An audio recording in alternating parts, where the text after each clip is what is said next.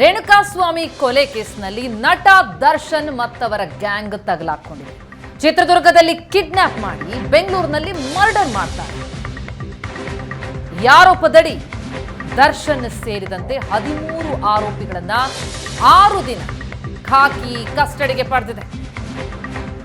ಸ್ಟೇಷನ್ನಲ್ಲೇ ರಾತ್ರಿ ಪೂರ್ತಿ ಕಳೆದಿದೆ ದರ್ಶನ್ ಅಂಡ್ ಗ್ಯಾಂಗ್. ಆರೋಪಿಗಳಿಗೆ ರಾತ್ರಿ ದೊನ್ನೆ ಬಿರಿಯಾನಿ ತರಿಸಿ ಕೊಟ್ಟಿದ್ದಾರೆ ಪೊಲೀಸರು. 12 ಆರೋಪಿಗಳಿಗೂ ಬಿರಿಯಾನಿ ಊಟದ ವ್ಯವಸ್ಥೆ. ಅನ್ನಪೂರ್ಣೇಶ್ವರಿ ನಗರ ಠಾಣೆಗೆ ಪಶ್ಚಿಮ ವಿಭಾಗದ ಡಿಸಿಪಿ ಗಿರೀಶ್ ಭೇಟಿ ಕೊಟ್ಟರು. ಆರೋಪಿಗಳಿಗೆ ಬೆಡ್ಶೀಟ್, ಕಾರ್ಪೆಟ್ ಎಲ್ಲ ವ್ಯವಸ್ಥೆ ಮಾಡಿದ್ದಾರೆ. ಮೈಕೈ ನೋವು ಅಂತ ಹೇಳಿ ಟ್ಯಾಬ್ಲೆಟ್ ಕೂಡ ತರಿಸ್ಕೊಂಡಿದ್ದಾರೆ ಆರೋಪಿಗಳು.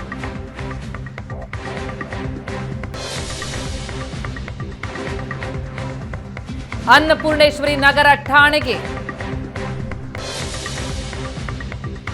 ಪಶ್ಚಿಮ ವಿಭಾಗದ ಡಿಸಿಪಿ ಗಿರೀಶ್ ಭೇಟಿ.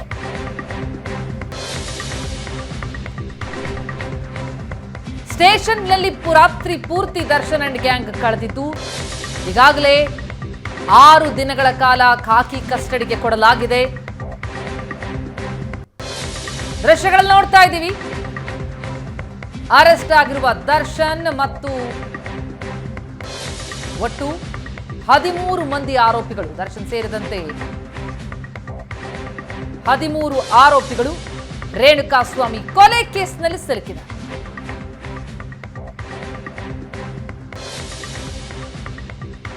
ದರ್ಶನ್ ಆಪ್ತೆ ಪವಿತ್ರ ಗೌಡಗೆ ಅಶ್ಲೀಲ ಮೆಸೇಜ್ ಅನ್ನ ಕಳಿಸಿದ ಅನ್ನುವಂತಹ ಕಾರಣಕ್ಕಾಗಿ ರೇಣುಕಾಸ್ವಾಮಿಯನ್ನ ಚಿತ್ರದುರ್ಗದಿಂದ ಕಿಡ್ನಾಪ್ ಮಾಡಿ ಬೆಂಗಳೂರಿಗೆ ಕರೆತಂದು ಶೆಡ್ನಲ್ಲಿಟ್ಟು ಚಿತ್ರಹಿಂಸೆ ಕೊಟ್ಟು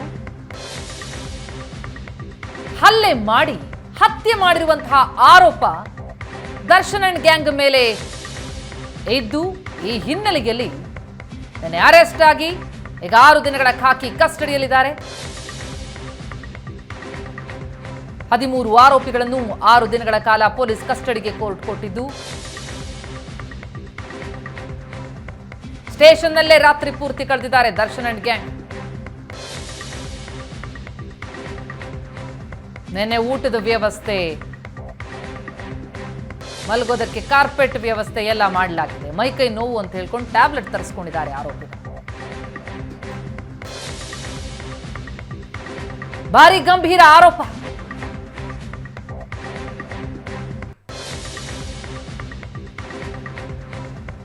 ಭಯಂಕರವಾಗಿ ಹಿಂಸೆ ಕೊಟ್ಟು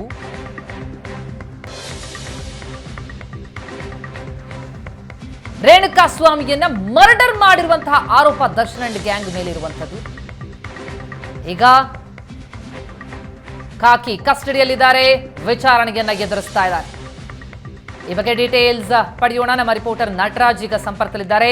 ನಟರಾಜ್, ಮರ್ಡರ್ ಕೇಸ್ನಲ್ಲಿ ತಗಲಾಕೊಂಡಿರುವಂಥದ್ದು ನಟ ದರ್ಶನ್ ಮತ್ತವರ ಗ್ಯಾಂಗ್ ಈಗ ಸ್ಟೇಷನ್ನಲ್ಲೇ ಕಳೆದಿದ್ದಾರೆ ಒಂದು ರಾತ್ರಿ. ಇನ್ನು 6 ದಿನಗಳ ಕಾಲ ಠಾಣೆ ಕಸ್ಟಡಿಯಲ್ಲೇ ಇರ್ತಾರೆ. ವಿಚಾರಣೆ ಎದುರಿಸಬೇಕಾಗತ್ತೆ. ಏನ್ ಡೀಟೇಲ್ಸ್ಗಳು ಲಭ್ಯ ಆಗ್ತಾ ಇದೆ? ಇಂತಹ ಒಂದು ಗಂಭೀರ ಆರೋಪದಡಿ ಈಗ ಠಾಣೆ ಮೆಟ್ಟಿಲೇರಿ ಈಗ ಖಾಕಿ ಕಸ್ಟಡಿಯಲ್ಲಿರುವಂತಹ ದರ್ಶನ್ ಅಂಡ್ ಗ್ಯಾಂಗ್ ಏನಾದರೂ ವಿಚಾರಣೆಗೆ ಸ್ಪಂದಿಸಿದಾರಂತ, ಏನಾಯ್ತು ಅನ್ನೋದ್ರ ಬಗ್ಗೆ ಡೀಟೇಲ್ಸ್ಗಳು ಲಭ್ಯ ಆಗ್ತಿದೆಯಾ? ಎಸ್ ಪ್ರತಿಮಾ, ಏನಂತಂದರೆ ನಿನ್ನೆ ನಡೆದಂಥ ಒಂದು ಘಟನೆಯಲ್ಲಿ ಒಂದು ದರ್ಶನ್ ಸೇರಿ 13 ಜನ ಆರೋಪಿಗಳನ್ನು ಬಂಧನವನ್ನು ಮಾಡಲಾಗಿದೆ. ಮತ್ತು ಕಾಮಾಕ್ಷಿಪಾಳ್ಯ ಸ್ಟೇಷನ್ನ ಪೊಲೀಸ್ ಸ್ಟೇಷನಿಂದ ಬಂಧನ ಮಾಡಿ ಏನಿವಾಗ ಅನ್ನಪೂರ್ಣೇಶ್ವರಿ ಸ್ಟೇಷನ್ನಲ್ಲಿ ಬಂದು ಇವಾಗ ವಿಚಾರಣೆಗೆ ಎಲ್ಲರೂ ಕೂಡ ಒಂದು ಒಳಗಾಗಿದ್ದಾರೆ. ಜೊತೆಗೆ ಏವನ್ ಆರೋಪಿಯಾದಂತಹ ಪವಿತ್ರ ಗೌಡ ಅವರನ್ನು ಒಂದು ಮಹಿಳಾ ಸಾಂತ್ವನ ಕೇಂದ್ರಕ್ಕೆ ಕರೆದುಕೊಂಡು ಹೋಗಿದ್ರು. ಮತ್ತು ದರ್ಶನ್ ಸೇರಿದಂತೆ 11 ಆರೋಪಿಗಳನ್ನು ಇಲ್ಲಿ ಒಂದು ವಿಚಾರಣೆಗೆ ಕರೆತಂದಿದ್ರು. ಮತ್ತು ರಾತ್ರಿ ಏನು ಒಂದು ವಿಚಾರಣೆ ನಡೆಸಿದಾಗ ಒಂದು ಯಾವುದೇ ರೀತಿಯಾದಂತಹ ಒಂದು ವಿಚಾರಣೆ ನಿನ್ನೆ ರಾತ್ರಿ ನಡೆದಿಲ್ಲ.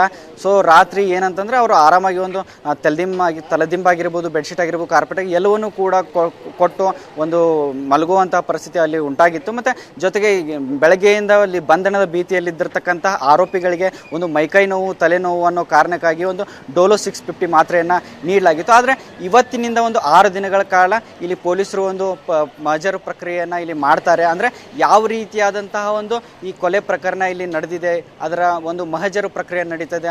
ಅಂದರೆ ಯಾವ ರೀತಿಯಾದಂಥ ಒಂದು ಶೆಡ್ನಲ್ಲಿ ಆ ವ್ಯಕ್ತಿಯನ್ನು ಕರೆದುಕೊಂಡು ಹೋಗಿದ್ರು ಮತ್ತು ಯಾವ ಸ್ಥಳದಲ್ಲಿ ಆ ವ್ಯಕ್ತಿಯ ಮೃತದೇಹವನ್ನು ಬಿಸಾಡಿದ್ರು ಅನ್ನೋ ಮಾಹಿತಿಯನ್ನು ಕಲೆ ಹಾಕ್ತಾರೆ. ಈಗಾಗಲೇ ಇಲ್ಲಿ ಆರೋಪಿಗಳ ಮೊಬೈಲ್ಗಳನ್ನ ಎಲ್ಲವನ್ನೂ ಕೂಡ ಇಲ್ಲಿ ಟ್ರೇಸ್ ಮಾಡಲಾಗ್ತಾ ಇದೆ. ಸೊ ಅದಕ್ಕೂ ಕೂಡ ಒಂದು ವಿಚಾರಣೆಯನ್ನು ಮಾಡಲಾಗ್ತಾ ಇದೆ. ಸೊ ಇಲ್ಲಿ ಇಂದಿನಿಂದ ಒಂದು 6 ದಿನಗಳ ಕಾಲ 13 ಜನ ಆರೋಪಿಗಳನ್ನು ಇಲ್ಲಿ ಒಂದು ವಿಚಾರಣೆಗೆ ಒಳಪಡ್ತಾರೆ.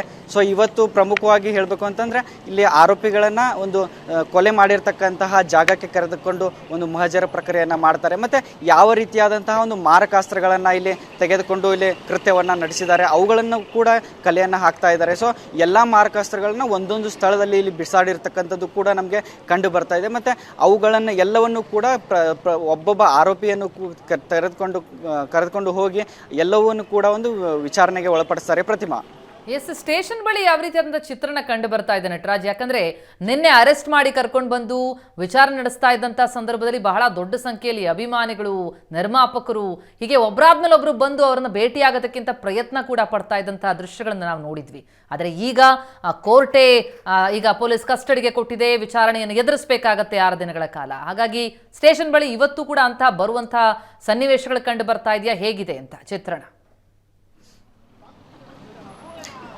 ಎಸ್ ಪ್ರತಿಮಾ, ನಿನ್ನೆ ಒಂದು ಅನ್ನಪೂರ್ಣೇಶ್ವರಿ ಠಾಣೆಗೆ ಒಂದು ವಿಚಾರಣೆಗೆ ಈ ಆರೋಪಿಗಳನ್ನು ಕರೆದುಕೊಂಡು ಬರ್ತಾರೆ. ಸೊ ಅಂತಹ ಸಂದರ್ಭದಲ್ಲಿ ಸಾಕಷ್ಟು ಸಂಖ್ಯೆಯಲ್ಲಿ ಅಭಿಮಾನಿಗಳು ಇಲ್ಲಿ ಸ್ಟೇಷನ್ ಮುಂದ್ಗಡೆ ಬಂದು ನಿಂತಿರ್ತಾರೆ. ರಾತ್ರಿ 12 ಗಂಟೆ ಆದರೂ ಕೂಡ ಯಾರೂ ಕೂಡ ಈ ಜಾಗವನ್ನು ಬಿಟ್ಟು ಕದಲೋದಿಲ್ಲ. ಆವಾಗ ಪೊಲೀಸರು ಒಂದು ಅಭಿಮಾನಿಗಳಿಗೆ ಒಂದು ಮನವಿಯನ್ನು ಮಾಡ್ತಾರೆ, ಇಲ್ಲಿ ಯಾರು ನಿಲ್ಲಕ್ಕೆ ಹೋಗಬೇಡಿ, ಎಲ್ಲರೂ ಕೂಡ ಮನೆಗೆ ತೆರಳಿ ಅನ್ನೋ ಮಾತುಗಳನ್ನ ಹೇಳ್ತಾರೆ. ಆದರೆ ಇವತ್ತು ನೋಡೋದಾದರೆ ಬೆಳಗ್ಗೆ 5:30ಯಿಂದಲೂ ಕೂಡ ಇಲ್ಲಿ ಅಭಿಮಾನಿಗಳು ಇಲ್ಲಿ ಆಗಮಿಸ್ತಾ ಇರ್ತಕ್ಕಂಥದ್ದು ನಮಗೆ ಕಂಡು ಬರ್ತಾ ಇದೆ. ಜೊತೆಗೆ ಆರೋಪಿಗಳ ಪರ ವಕೀಲರು ಕೂಡ ಒಬ್ಬೊಬ್ಬರಾಗಿ ಇಲ್ಲಿ ಆಗಮಿಸ್ತಾ ಇದ್ದಾರೆ. Pratima, yes, thank you so much Nataraj ತಮ್ಮೆಲ್ಲ ಮಾಹಿತಿಗೆ.